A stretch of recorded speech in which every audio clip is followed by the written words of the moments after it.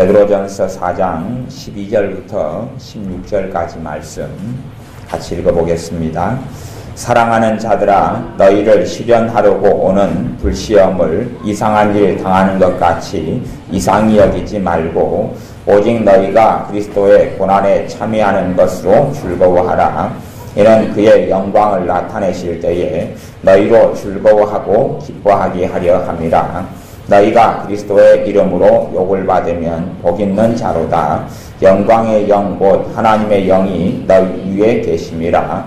너희 중에 누구든지 살인이나 도적질이나 악행이나 남의 일을 간섭하는 자로 고난을 받지 말려니와 만일 그리스도인으로 고난을 받으면 부끄러워 말고 도리어 그 이름으로 하나님께 영광을 돌리라. 아멘.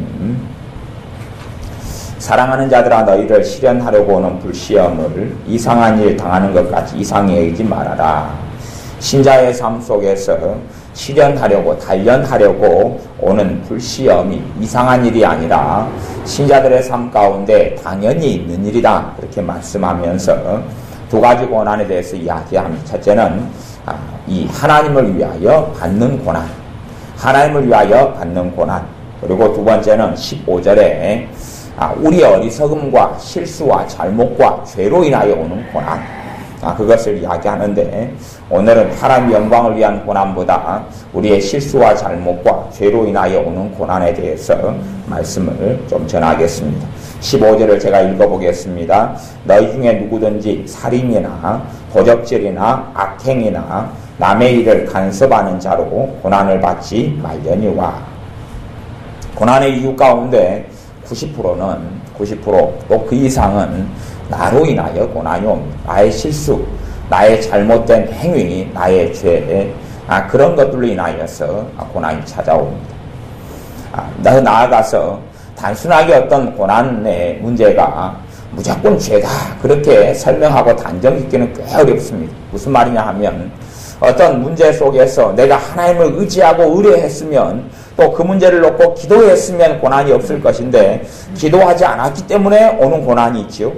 그러면 그것 가지고 죄다 이렇게 단정지어서 설명하기는 어렵단 말이지요. 어찌되었든 궁극적으로는 내가 그 어떤 문제나 일 속에 주님의 인도를 받고 주님의 도우심을 구하면 그런 많은 문제가 사라져갈 터인데, 그렇지 못함으로 고난이 오고, 오늘 읽었던 베드로전서 4장 15절 말씀에는 크게 4가지 죄를 통해서 고난이 오는데, 물론 이 말씀 말고도 고난의 이유가 되는 죄, 또 그런 것들에 대한 말씀이 많이 있습니다.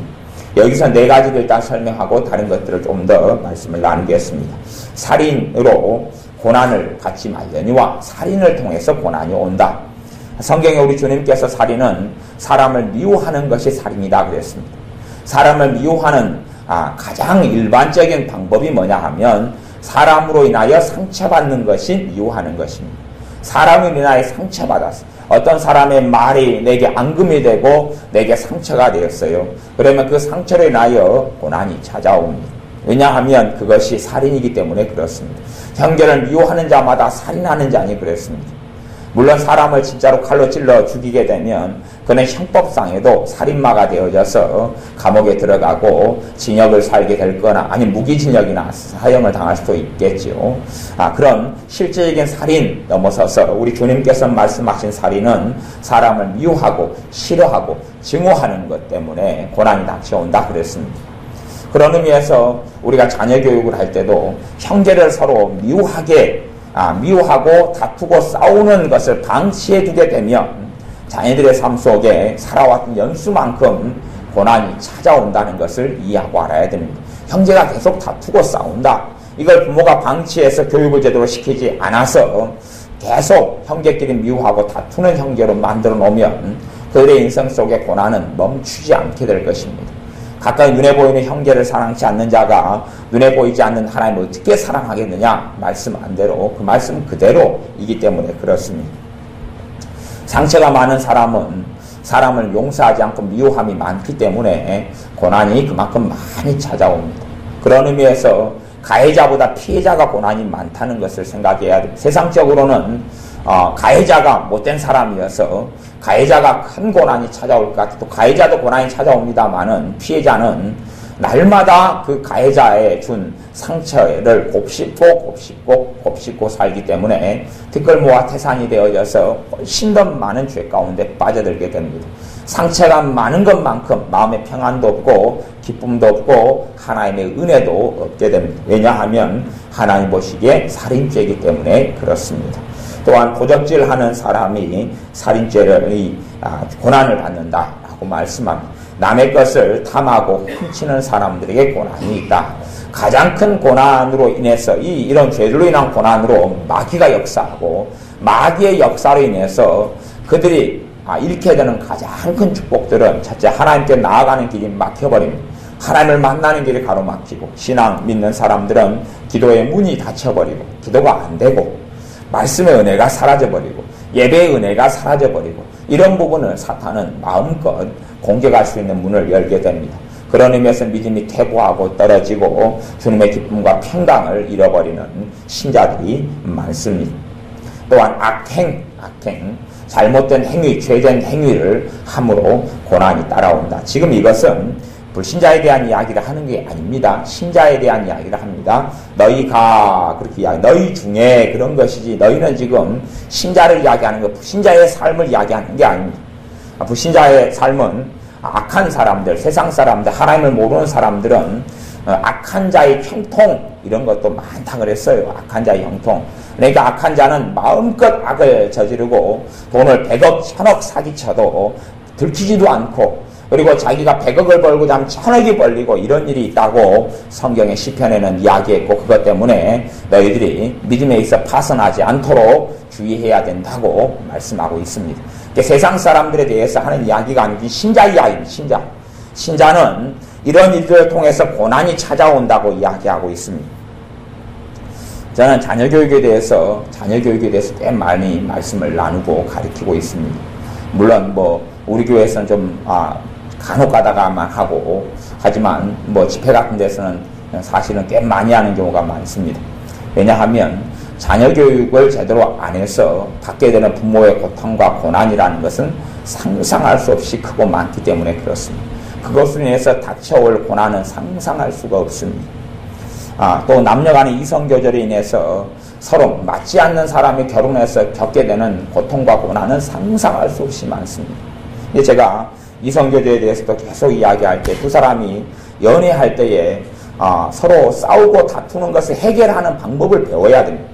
둘이 싸우고 다투는데 이성교제에서 하면서 교제하고 결혼하기 전에 교제하고 사귈 때에 다툰 다음에 전화도 며칠 안 해버리고 연락도 안 해버리고 꼴도 보기 싫고 그러다가 또 보고 싶어서 또 다시 만나고 하고 이런 식의 교제하는 방식을 계속 유지한다면 결혼생활 때는 훨씬 더 심각한 고통과 고난이 따르게 돼서 결혼한 다음에 못 살겠다, 이혼하겠다.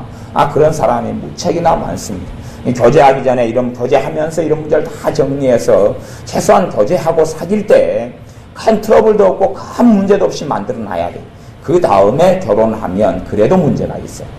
교제하고 사귈 때는 큰 이해관계가 없어요. 친척 문제도 없고, 부모님 문제도 없고, 돈 문제도 없고, 집 문제도 없고, 차 문제도 없고, 이런 문제가 거의 없어요. 그런데도 불구하고 싸우고 다투, 커플티 때문에 약속 시간, 또 아니면 서로 기념일을 잊어먹었다, 생일 잊어먹었다, 이런 것 때문에 다투고 싸우고 그래요. 아주 사소하고 작은 문제지요. 결혼하게 되면 큰 문제들이 많이 발생합니다. 아주 큰 문제들이. 근데 그 작은 문제에서 다투고 싸우고 힘들어 했으면 결혼하고 난 다음에는 그 결혼 생활의 불행이라는 것은 불을 보듯 편한 것입니다. 그런 의미에서 이성교제 같은 것을 다루고 이야기하기도 합니다만 어찌되었든 자녀를 낳은 사람은 자녀 교육을 정확히 제대로 하지 않으면 애 때문에 당하는 고통과 고난, 단지 애가 품 안에 있을 때는 문제를 적게 일으키고 사고를 적게 일으키니까 아무 별 문제가 없는 것처럼 여겨집니다. 하지만 자녀가 내 품을 떠난 다음에는 그로 인하여 이 중년에 노년에 당해야 될 고통과 고난이라는 것은 상상할 수 없이 큽니다. 어떤 어리석은 집사님이나 사람들은 내 자녀를 하나님께 맡겼으니까 하나님께서 다 알아서 해주실 것이다. 그런 사람도 있어요. 두 가지 맡김이죠. 하나는 자기가 해야 될 책임을 전혀 하지 않으면서 맡긴다고 말하는 것이지요. 또 한 경우는 단지 아이가 자기의 힘으로 고쳐지지가 않아요. 그래서 맡긴다고 그러는 것이. 한 집사님이 목사님 내가 내 자녀를 하나님께 맡기겠습니다. 내 자녀를 내가 어떻게 못해요? 하나님께 난 맡기려면. 그때 그걸 들은 어떤 목사님이 정신 나간 소리 하지 마라 그랬어요. 당신이 하나님께 자녀를 맡긴다 그러는데 분명히 곧 당신의 큰아들은 소년에 들어갈 것이고 당신의 딸은 미혼모가 되어서 고통을 받게 될 것이다. 어떤 목사님이 예언했어요. 그 아이가 4명이 있는데 큰아이가 16살 그리고 둘째가 14살이 딸이 그리고 셋째 넷째가 10살 9살이 10살 9살은 엄마를 따라서 신앙생활하고 교회에 나와요. 그런데 16살 14살짜리가 전혀 말을 듣지 않아요. 전혀. 그래서 포기해버렸어요. 포기하면서 맡긴다 그랬어요. 자신의 책임과 사명을 다하지 못하면서 맡긴다 그러는 것이 하나님의 잘못입니다. 에베소 6장 말씀에는 주의 교양과 훈계로 양육하라고 했어요. 주의 교양과 훈계로. 주의 교양과 훈계는 하나님의 말씀으로 내 품을 아이가 커가지고 벗어나게 되면 하나님께 그때 맡기는 것이에요. 내 품 안에 있을 때는 맡긴다는 말보다 내가 주의 교양과 훈계로 양육해야 돼요. 마땅히 행할 길을 가르치라 그리하면 늙어서도 떠나지 아니하리라. 행할 길을 마땅히 행하고 살아가야 사람의 도리와 하나님을 섬기는 것을 가르쳐야 되는데 내 품 안에 있을 때 가르치지 않아요. 가르치지 않고 하나님께 예배하고 하나님을 섬기는 게 생명보다 귀한 것을 가르치지 않아요. 너 자유다. 너 마음대로 해라. 뭐 알아서 뭐 때 되면 어떻게 되겠지. 아니요.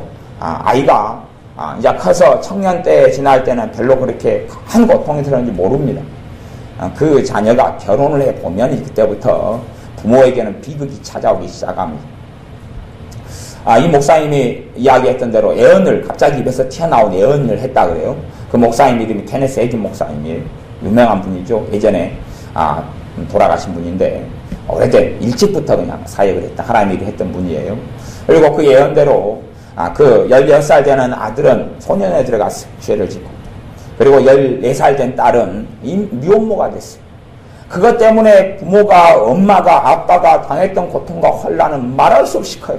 말할 수 없이. 왜냐하면 하나님의 말씀으로 자녀를 양육하지 않았어요. 애게 제거 중요한 거 공부. 제거 중요한 건 하여튼 네가 자유를 누리고 네 마음대로 살아가라. 때 되면 하나님 믿게 해주시겠지 등등의 자신의 품 안에 있을 때 말씀으로 하나님의 말씀, 하나님께 예배드리고 하나님을 섬기는 것을 포기하지 않고 가르치지 않았어요. 그렇기 때문에 자녀가 자기 마음대로 살게 되었어요. 물론 이제 이 엄마가 포기하지 않고 하나님께 끈질기 기도했어요. 그걸로 자식으로 인해 당한 고통은 20년, 30년이 넘습니다. 그걸 통해서 미혼모 딸을 통해서 어찌어찌 남편도 하나님께 돌아왔어요. 그리고 오랜 세월이 흘러서 미혼모 딸이 아들을 낳아서 오래 키우고 있었어요. 키우고 있다가 미혼모 딸도 하나님께 돌아왔어요. 물론 이 엄마가 포기하지 않고 끈질기게 20년, 30년 기도해서 그렇습니다. 20년, 30년 끈질기게 그것 때문에 당하는 고통과 환란과 눈물의 세월은 말할 수 없이 많고 그러나 포기하지 않고 기도했고 하나님께 섬겼더니 미혼모 딸에게 좋은 남자가 나타났어요. 그래서 좋은 남자가 나타나서 재혼하고 거기에 있는 자기 손자를 자기 자식처럼 키우는 좋은 남편을 만나서 하나님 잘 섬긴 신앙생활을 했고 아들 같은 경우는 감옥에 들어갔다가 마침 그때 2차 대전이 조금 있다 일어나서 2차 대전에 이 아들이 참전하게 됐어요. 교도소에 있는 이 전과자들은 이 전쟁에 군인이 되지 못하는데 그것이 미국 법인데 어찌어찌해서 전과 기록이 지워져 버렸어요. 지워져 버려서 미국 공군 대위로 임관에서 거기서 근무하게 되어지고 하나님을 섬기는 삶을 살아갔다 그래요. 근데 그게 하나님의 합력하여 삶을 이루어주셔요. 그것 때문에 남편도 하나님께 돌아오고 등등의 일이 있지요. 하지만 그런 경우는 열에 하나, 5세 하나에 불과해요. 그 성도님이 신앙을 포기하지 않고 주님을 의지하고 더 견고히 붙잡고 그리고 나아가서 그런 것이 나중에 사한테 대부분 일들이 좋게 풀리고 해결된 다음에 그 성도님이 하신 이야기가 내가 참 주님의 말씀대로 행하지 않아서 당했던 눈물의 세월과 고통의 세월이 너무 많습니다 라고 이야기하는 거예요. 그래서 부모 안에 자식을 두고 있을 때에 부모들이 이 세상의 가치관에 동조하고 흘러가 버려서 그러면서 하나님이 알아서 하시겠지 하면서 너희가 앉았을 때니 섰을 때니 하나님의 말씀을 강론하고 가르쳐라. 주의 교양과 훈계로 너희 자녀를 양육하라. 이런 에베소 말씀을 시작해서 잠언의 말씀 다 잃어버리고 말아요. 잃어버리고 말고 안 해요. 안 하면서 어찌 되겠지. 그로 인해서는 당연히 고난과 고통이 말할 수 없이 많이 찾아옵니다. 그건 안 찾아올 수는 없는 거예요. 그건 당연한 것이에요. 그건 하나님께로부터 기인하는 게 아니라 내 실수와 내 잘못과 내 어리석음과 내 죄로 인하여 기인하는 것이에요. 그건 당할 수밖에 없는 것입니다. 성경의 90% 이상의 우리의 삶 속에 생기는 90% 이상의 고난과 환난이 내 문제, 내 잘못, 내 어리석음 때문에 그래요. 내 어리석음 때문에. 전에 2년 전인가 어떤 여자분이 상담한다고 찾아왔어. 결혼한 지 좀 됐는데 이혼하겠다는 거예요. 지금의 남자하고는 도저히 안 맞겠다는 거예요. 그러면서 하는 이 아이가 이제 이 남자가 결혼하게 될 때 부모님이 그렇게 반대했대요. 근데 반대하는 건 무릅쓰고 결혼한 거예요. 근데 살다 보니까 이 남자가 연애할 때 그 남자가 아니에요. 다른 남자, 인두꺼비를 쓰고 있었던 거예요. 남자들은 변장을 참 잘합니다. 하나 쓰고 있었어요. 쓰고 있다가 막상 결혼해 보니까 그런 남자가 아니에요. 말했던 남자, 이런 속였던 남자, 자기가 어떤 과장했던 남자가 아니에요. 그리고 이제 일상적으로 대부분의 남자는 정상적입니다. 근데 지금 그 남자는 좀 비정상적인 남자가 있어요. 또 간혹 가다가 정상적이지 않은 사람이 있어요. 그런 사람이었어요. 그렇게 하면서 저한테 하는 이야기가 자기 엄마 아빠가 자기를 더 그냥 더 많이 말려주어서 결혼을 안 시키게 결혼을 못할 정도로 말려주었으면 내가 지금 이런 고통을 안 당할 터인데 그랬다고 하면서 엄마 아빠를 원망하는 거예요. 엄마 아빠는 말겠는데 더 안 말겠다고 그러는 거예요. 그런 사람들은, 그런 자매 같은 경우는 인생과 삶을 잘 되면 자기 탓이고 안 되면 딴 사람 탓이에요. 책임과 원망을 돌리면서 그런 선택의 길 속에 자신에게 고난과 고통이 찾아오는 것은 당연한 것이에요. 우리의 삶의 선택 가운데 하나님께 맡기지 않고 의지하지 않고 기도하지 않고 찾아오는 잘못된 선택, 내 욕심을 통해 우리의 삶 속에 흘리는 눈물이 있으면 90% 이상의 눈물은 내 이기적인 나 때문에 우는 눈물이에요. 장례장에 가면 정말로 돌아가신 고인 때문에 우는 눈물은 별로 없어요. 가족이 우는 것도 다 자기 때문에 울어요. 이 사람이 떠나가서 이제 나는 어떻게 하나? 나는 외롭다. 나는 쓸쓸하다. 그런 외로움이에요. 그런 눈물이에요. 또한 다른 타인이 와서 우는 것은 그냥 자기 서러움에 울기도 해요. 그 사람 더 이상 못 보기 때문에 울고 등등이에요. 정말로 죽은 사람을 위해서 우는 것은 그런 눈물은 없는 거예요. 그런 것처럼 우리의 삶에 있는 눈물들도 내 이기적인 내 눈물이에요. 나를 위해서 우는 거예요. 나 때문에 애통한 거예요. 내가 서럽고 내가 힘들고 내가 고달프기 때문에 우는 것이 그런 고난들. 성경에는 그래서 이런 두 가지 고난이 나와 있어요. 하나는 내 잘못, 내 문제, 내 결정, 내 어리석음 때문에 우는 고난들이에요. 우리가 하나님의 말씀대로 살아갈 때에 이런 고난들이 없어지고 사라져가요. 내가 잘못된 어리석은 선택들을 하지 않게 돼요. 내 자식들이 품 안에 있을 때는 반드시 주의 교양과 훈계로 양육해야 됩니다. 사무엘 선지자가 바빴어요.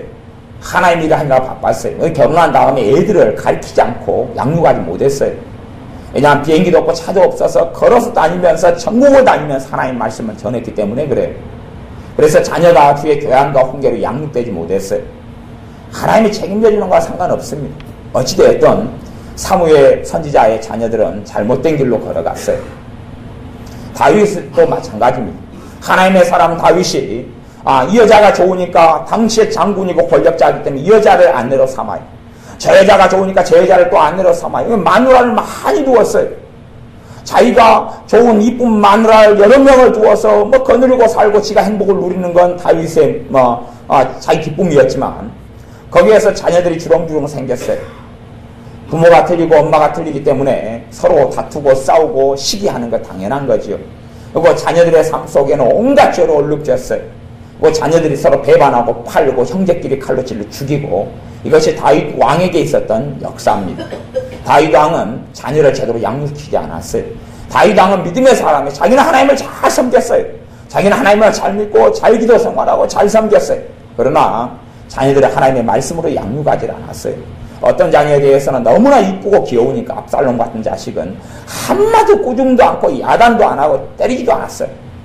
그렇게 자녀를 양육하고 키웠어요. 자녀가 지금 때로 커버린 거죠.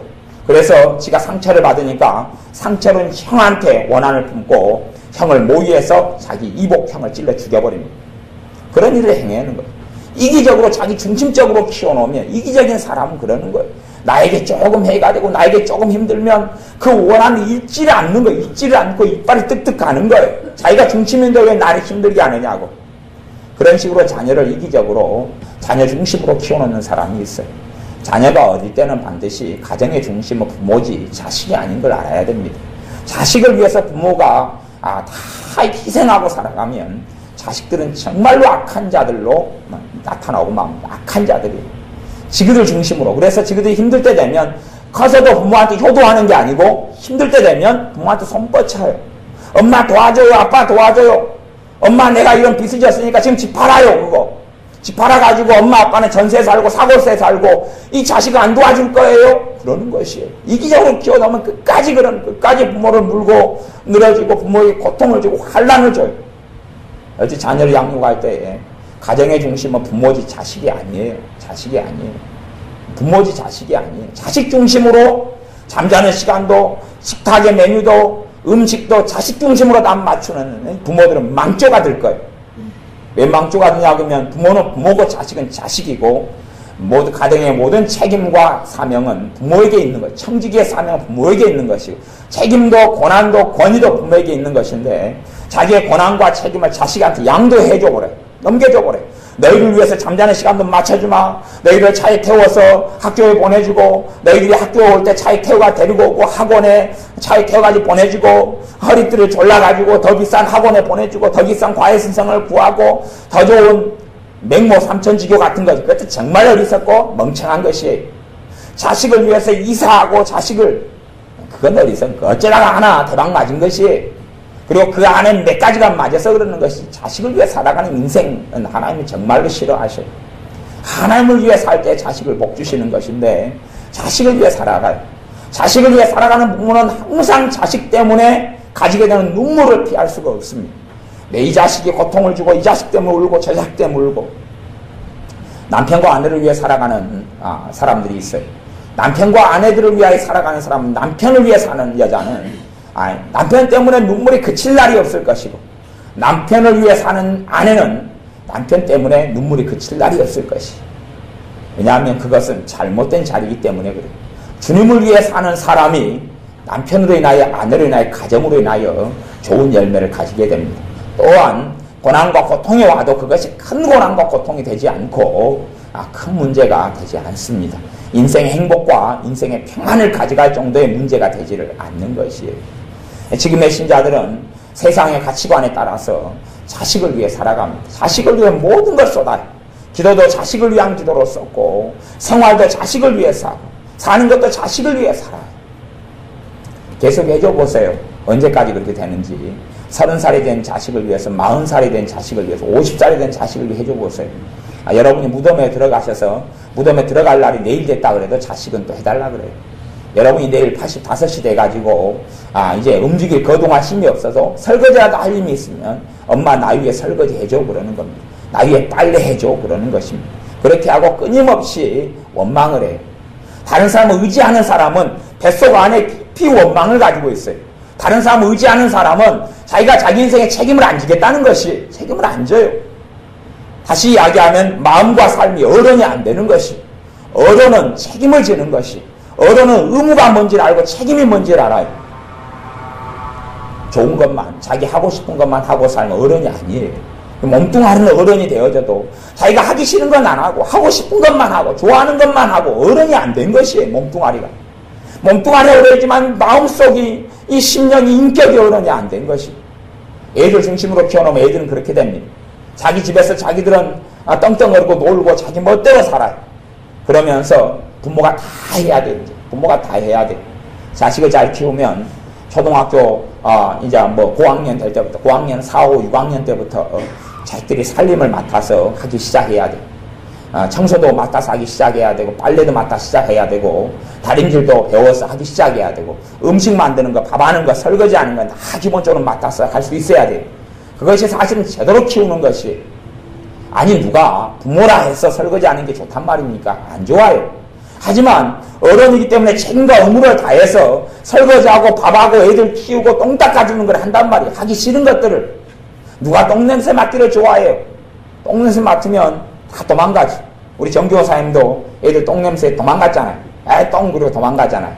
어떨 때 어떤 또 아빠는 또 똥을 찍어 먹어보대요. 그런 사람은 좀 병원에 가셔야 되고.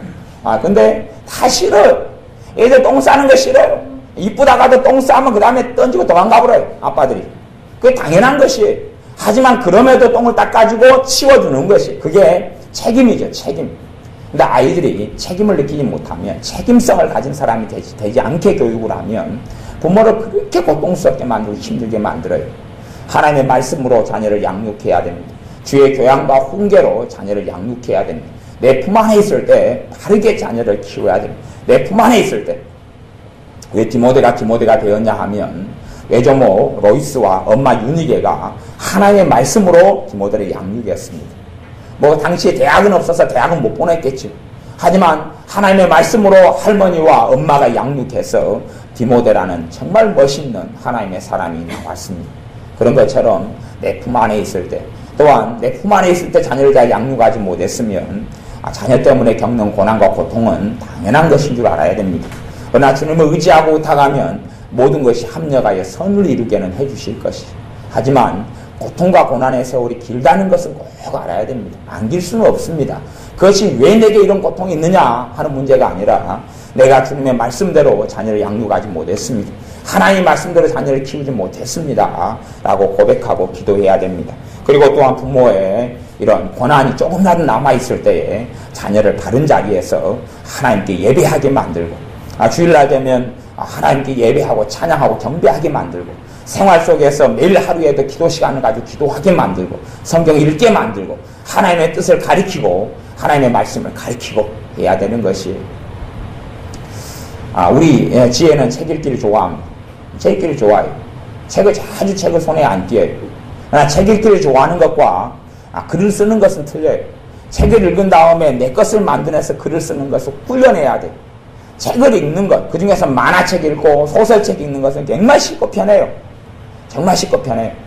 그러니까 쉽고 편한 걸 하지만 그걸 읽고 독후감을 쓰고 내 느낌전을 쓰고 내 창작을 하는 것은 어려워요. 어려운 일들 다 피해서 도망가 버리면 전혀 그런 능력이 안 만들어지고 실력도 안 키워지는 것이. 아이들을 방치하고 놔두면 지가 편하고 쉬운 것만 하고 살아가요. 힘든 것 전혀 안 하려고 그래요. 힘든 거 똑비 하려고 그래요. 그 다음에 때가 되면 부모에게 다 뒤집어 씌웁니다. 성경의 고난의 한 이유는 돈을 사랑함이 일만하게 뿌리가 된다. 돈을 사랑하는 것 때문에 많은 사람이 올무에 걸려서 자빠진다고 이야기했습니다. 사람들은 끊임없이 세상의 가치관 때문에 돈은 너무 중요한 것이고 돈은 소중한 것이고 돈이 없으면 못 사는데 돈을 사랑하는 것은 틀려요. 돈은 도구지 돈은 목적이 아니고 돈을 더 많이 벌고 더 많이 움켜쥐려고 그 욕심이다 그러죠. 너희가 먹을 것과 입을 것이 있는 줄 족한 줄로 알 것이니라 말씀했는데 하나님께서 내게 더불어서 물질을 주시면 좋지만 돈에 대한 마음이 쏠림이 있고 탐욕이 있고 탐심이 있고 돈을 사랑한다는 것은 돈을 이용해서 내가 더 많은 복지, 더 많은 편리함들을 누리기를 원하는 간절함들이 있다는 이야기예요. 젊은 청년들 같은 경우 대학생만 해도 대출받아가지고 자가용을 갖다가 굴리고 이런 사람들도 있더라고요. 또 돈을 대출받아 직장생활 시작하면서부터 대출받아서 자가용을 사고 그리고 자가용 굴리면서 자기를 과시하는 것이 가령 1,000만 원짜리 차가 탈 수 있는 형편이다 그러면 5천만 원짜리 차를 구입하는 것이 그렇게 해서 다른 여자들한테 다른 사회의 세상 사람한테 내가 이렇게 멋있게 산다고 과시하려고 그래요. 그런 사람들 삶 속에 큰 고난과 고통이 자초되고 찾아온다고 성경이 이야기합니다. 사람들이 고난의 이후에 90%가 또 90% 이상이 자신에게 있다는 것을 알아야 됩니다. 하나님의 문제가 아니라 나에게 문제가 있는 것이. 그걸 푸는 방법이 어디가 있습니까? 내가 잘못되고 잘못된 선택을 하며 잘못 살아온 거에 대하여 회개하는 것이지. 그리고 그런 고난과 고통으로 인하여 일조일석에 하루아침에 그게 해결되는 게 아니라는 것을 아셔야 됩니다. 어떨 때는 우리가 하나님께서 부르시는 날까지 그 고난과 고통을 인내하고 인고하고 살아가야 될 때도 아주 많이 있어요. 아주 많습니다. 정말 많아요. 성경에 보증 서지 말라 그랬어요. 보증을 서가지고 내가 집도 날리고 직장도 잃게 되고 돈도 많이 빚지게 되면 그것이 어째 하루아침에 갚아지냔 말이에요. 하나님의 말씀에 보증 서지 말라고 몇 번씩이나 이야기하고 너희가 보증을 서게 되면 너가 사는 집까지도 다 잃어버리고 너가 사는 터전도 다 잃어버리게 되리라 하나님께서 말씀하셨는데 우리가 형제라고 불쌍히 봐주고 사람 내 친구라고 불쌍히 봐줘서 보증을 서게 되면 이게 보증도 전혀 서지 말란 이야기가 아니라 내가 감당할 수 있는 액수 속에서 가령 내 재산이 1,000만 원이에요. 그러면 내가 정말 저 사람을 사랑하면 1,000만 원 잃을 수도 있겠지요. 하지만 보증의 한도는 어디까지예요? 그러면 1,000만 원까지죠. 대신 문제는 근데 이게 나 혼자 사는 집이 1,000만 원짜리 집이 있다고 쳐요. 나 혼자 사는 집이 아니에요. 내 자식 새끼, 내 마누라 다 살아요. 그러면 내가 1,000만 원짜리 집을 가지고 있는 1,000만 원짜리 보증을 서면 돼요? 안 돼요? 안 되는 거. 그러면 나는 내 자식, 내 남편, 내 아내의 청지기로서 1,000만 원짜리 보증을 써가 다 날아가면 어떻게 하는 말이에요. 내가 감당할 수 있는 범주 안에서 내가 그 사람을 정말 사랑하기 때문에 서줄 수는 있어요. 하지만 그것 때문에 보증 서는 액수만큼 내가 다 책임져야 된다는 것을 꼭 알아야 되는 것이. 내가 그 사람을 아무리 사랑해서 보증 섰다 해도 그에 대해서 좋은 결과가 나타나는 것은 아니에요. 하나님의 정확한 뜻은 보증 서지 말라가 하나님의 정확한 뜻이에요. 그 가운데 우리가 하나님의 정확한 뜻을 안 다음에 보증 서게 되면 어떤 어려움과 고통이 따를 것이다. 성경의 잠언에서 여러 차례 경고했기 때문에 이것을 잘 알고 해야 되는 것이. 근데 내가 내 형제가 아니면 내 친구가 사정이고 거절을 못해서 보증을 서줘요.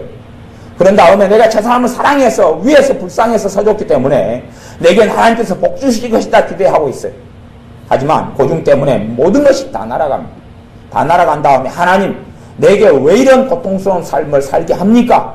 라고 하소연해봐야 하나님은 네가 하지 말란 것을 했잖아 라고 말씀하시고 그 보증으로 인하여 날아갔던 집, 차, 재산, 직장, 직업은 회복되지 않습니다. 회복되는데도 20년, 30년의 시간이 걸린다는 것을 아셔야 됩니다. 이것이 하나님의 행하심입니다.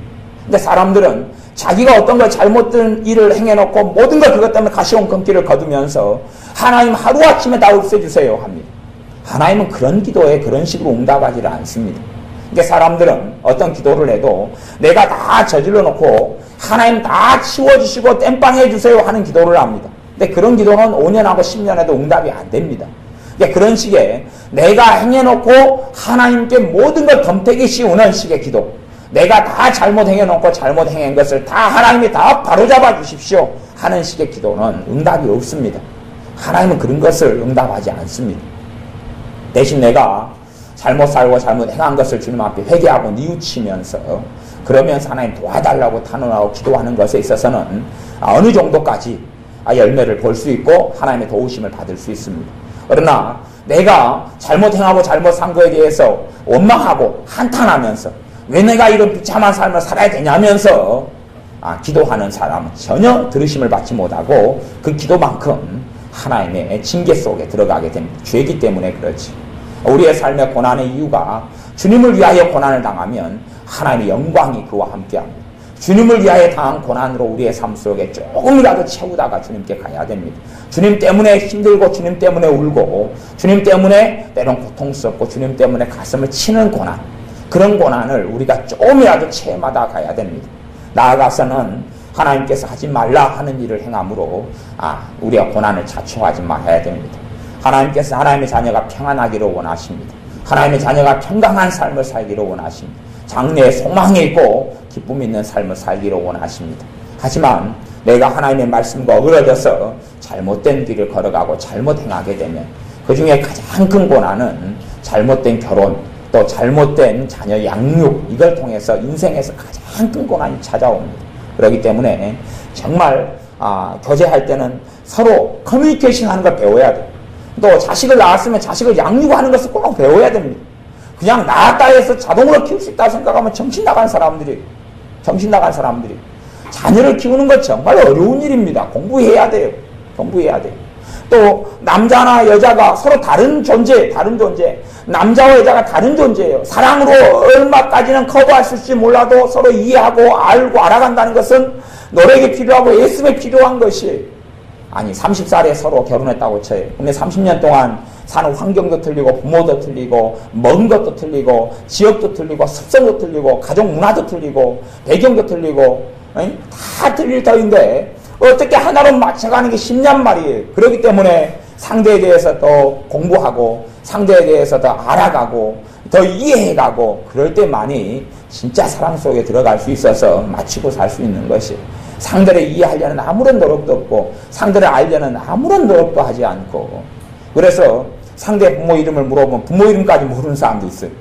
장인 이름이 뭐더라? 장모님 이름이 어찌 되더라? 그런 사람도 있고 막 그렇게 해. 그렇게 살아가요. 전혀 무관심하면서 그러면서 이기적으로 자식을 키워놓으면 결혼생활도 불행할 수밖에 없어요. 왜냐하면 가령 여자가 이기적으로 딸을 키워놨다 그러면 딸이 결혼했어요. 결혼한 다음에 남편한테 누구를 위해 살라 그랬어요? 나를 위해서 살라 그래요. 남자도 이기적으로 아들을 키워놨으면 아들이 결혼한 다음에 아내의 마음과 생각과 감정은 전혀 배려하지 않고 네 나 위해 살아. 네 나를 행복하게 만들어야 돼. 그러는 것이에요. 이번에 청년 집회를 했으니까 청년 집회 가운데 상담을 한 커플들이나 개개인이 자기의 이성교제 문제 가지고 상담을 했는데 그런 이야기를 해요. 상대방이 자기만 안다고 그래. 상대방이 자기만 안다고. 오직 자기만 알아주기 원한다 그래. 나는 아무런 배려하고 생각하지 않고 자기만 안다 그래. 그렇게 하니까 너무 고통스럽고 힘들다 그래. 내가 거기에서 뭐라고 이야기하겠어요 도대체. 헤어지라 그러지. 내가 헤어지라 그랬어. 이제 자기만 아는 사람은 안 바꿔줘요. 이기적인 사람이 고쳐지려면 막 쇠몽둥이 또 시련, 단련을 많이 받아야 돼. 그렇기 때문에 사람은 그렇게 이기적이지 않아야 되고 물론 내 것을 챙기고 먹고 해야 되지만 조절을 해야 돼. 조절하는 사람이 돼야 돼. 내가 때로는 희생도 하고 헌신도 하고 내 것을 챙기기도 하고 이런 사람이 내가 돼야 되고 자녀를 그렇게 키우고 양육해야 돼요. 자기 밥그릇도 못 찾아 먹는 자녀로 만들면 그것도 이상한 것이고 거꾸로 또한 자기만 알고 자기 본이 자기 중심으로 살아가는 자녀로 키워두면 모든 대인관계에서 제대로 갈 수 없는 것이 아이들의 대화를 들어보면 아이가 얼마나 이기적인지 알 수 있어요. 아이들의 행동을 보면 얼마나 이기적인지 알 수 있어요. 아이들이 예를 들어서 빠끔살이를 한다 그랬어요. 이기적인 아이는 자기가 뭐가 되려고 그래요? 주인공이 되려고 그래요. 주인공이. 의사 노릇을 한다 그러면 이기적인 아이는 자기가 누가 되려고 그래요? 의사. 그리고 딴 애들은 다 환자를 시키고 그렇게 시키고 살아가고 또 아빠 노릇을 한다 그러면 자기가 아빠가 되고 딴 사람들은 다 딸로 만들고 아들로 만들고 심지어는 강아지로도 만들어놔요. 갖고 줄로 목에 매달아가지고 묶어놔요. 강아지니까. 그러면 또 동생은 철모로 동생은 좋다고 멍멍대고 또 목에 줄 묶여가지고 놀아요. 이기적인 아이. 또 대화를 들어보면 이기적인 아이의 대화는 자기 중심적인 대화만 해. 그걸 가만히 들어봐야 돼. 아이가 얼마나 이기적인지 들어봐야 돼. 그러면 자기 이야기만 해. 자기 이야기만 해. 자기 맨날 꿈 이야기. 자기가 뭐 먹었다. 자기가 어떻게 했다. 어떻게 배부르다. 자기가 똥을 쌌는데 똥에가 설사성이 나왔다. 자기 똥 이야기까지 해요. 친구가 똥 이야기 관심 있어요? 없어요? 전혀 없어요. 근데 지 똥 이야기예요. 더러워 죽겠구만. 지가 오바이트를 했는데 막 거기에 뭐가 나왔다 등등. 그런 이야기만, 지 이야기만 해. 이기적인 아이는. 그러면 친구가 따라 붙을 수가 없죠. 자기 이야기만 하는 아이는 왕따 됩니다. 그러면 누구 잘못으로 왕따가 되는 거예요? 자기 잘못으로. 근데 그 아이가 집에 와서 또 상처받아요. 뭐 때문에? 지가 주인공인데 다른 친구들이 자기를 주인공으로 안 떠맡아 주잖아요. 내 이야기만 하니까 친구들이 싫어하잖아요. 왕따 됐어요. 그러니까 이 아이는 원한을 품어요. 상처를 받아요. 나를 친구들이 왕따시켜. 저놈들 미워 그러는 것이에요. 미워. 그런 아이한테 제가 한마디 했어요. 난 네가 밉다. 내가 했어요. 네가 미워 죽겠다.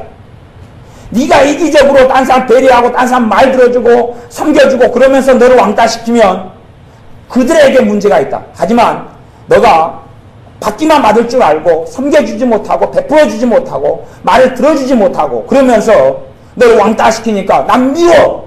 네 행동이 더 훨씬 못됐고 네 마음이 더 밉다. 아이들이 이기적으로 키워놓으면 어울리지는 못해요. 어울려도 끊임없이 자기 중심적으로 살려고 그래요. 그것이 아이의 문제만이 아니라 우리의 문제가 그렇습니다. 우리가 이기적으로 우리가 크고 잘하고 이기심을 충족시키기 위해 살아가면 헌신을 배우지를 않습니다. 헌신을 배우지 않는 사람, 자기 아내와 남편과 자녀에 대한 헌신을 배우지 않아요. 그러면 조금 자식이 힘들게 하면 미치고 환장하고 못 살겠다는 거예요. 남편이 좀 힘들게 해도 못 살겠다는 거예요. 그래서 요즘에 젊은 여자나 젊은 남자나 여자들은 결혼한 다음에 미치겠다는 거예요. 사람들 와서 젊은 부부들이 상담을 많이 해요. 미치겠다는 거예요. 나는 너희들이 더 미치겠다. 너희들 문제를 가지고 왜 나한테 와서 미치겠다 그러냐. 알고 보면 왜 그러냐 하면 그 양반들이 이기적이에요. 서로 이기적이에요. 서로 이기적이에요.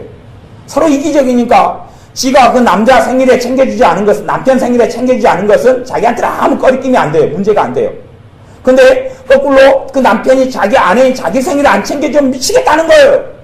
자기가 안 해준 걸 생각하지 않고 서로 배려해주고 섬겨주고 사랑해주지 않고 자기만 받지 않은 것을 관장하겠다는 거예요. 그것 때문에 고통스럽다는 거예요.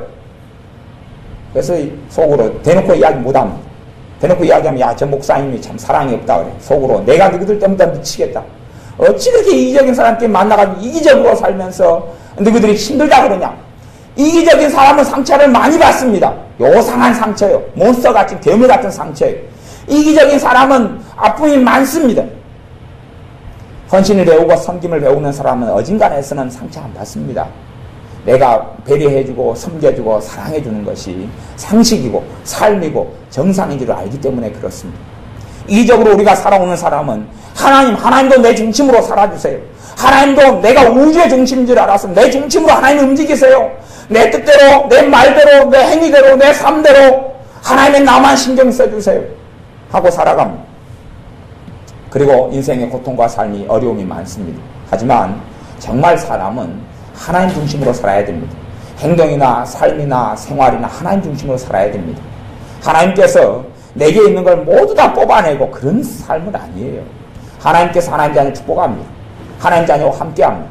하지만 하나님이 함께하시고 복 주시는 중심에는 그가 하나님 중심으로 살 때 하나님께서는 그 사람을 배려해주고 그 사람을 도와주고 그 사람을 축복해준다는 사실, 이게 하나님의 공의입니다.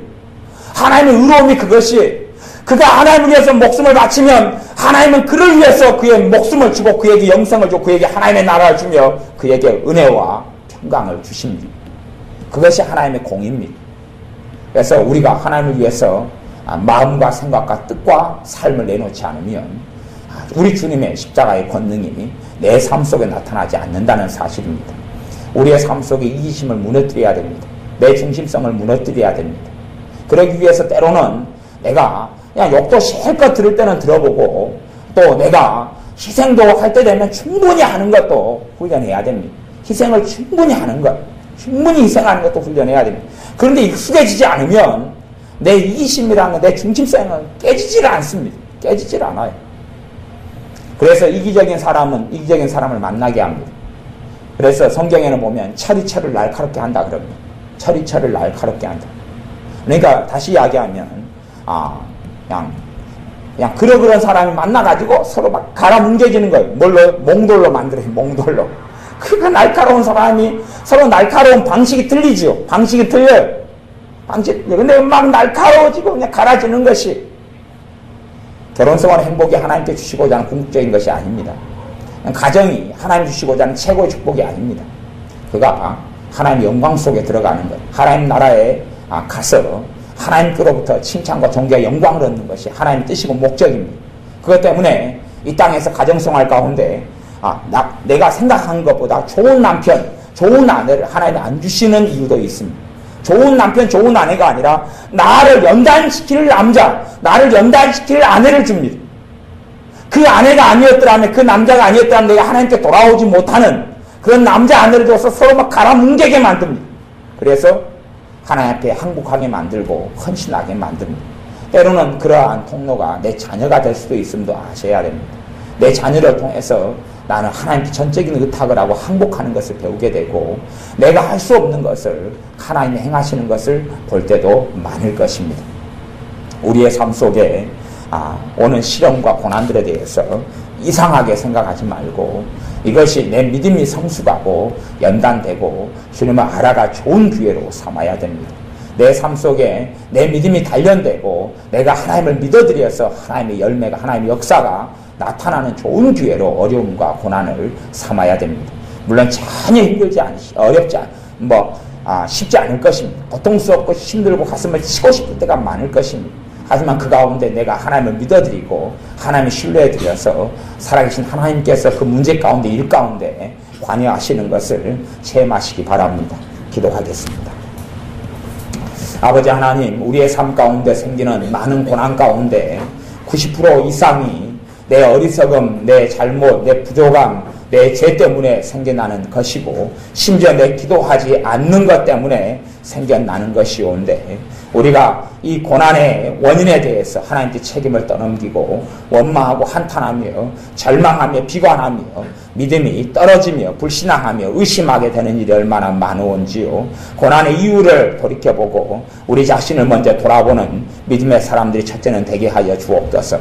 또한 나아가서 우리의 자녀를 주의 교양과 훈계로 반드시 양육하여 하나님이 주시는 좋은 열매를 자녀들로부터 거두게 하여 주옵소서. 자녀들 셋째는 이기적으로 키우지 않도록 아버지 하나님 은혜 주시기를 원합니다. 이타적으로 키우고 섬김을 배우도록 키우고 겸손하도록 키우고 그렇게 양육하여서 하나님의 사람으로 자녀를 잘 들이게 하시고 나아가서 우리의 이기심이 철저히 무너지게 하여 주옵소서. 내 중심성이 나만 편하고 내만 잘되고 내만 좋은 땅에 살기를 원하는 그 이기심이 무너져서 오히려 다른 사람을 생각하고 배려하고 또한 다른 사람이 주님 앞에 은혜와 축복을 받는 삶을 살기 위하여 마음을 쏟는 그러한 하나님의 아들 딸들이 우리가 되게 하여 주옵소서. 예수님의 이름으로 기도하옵나이다.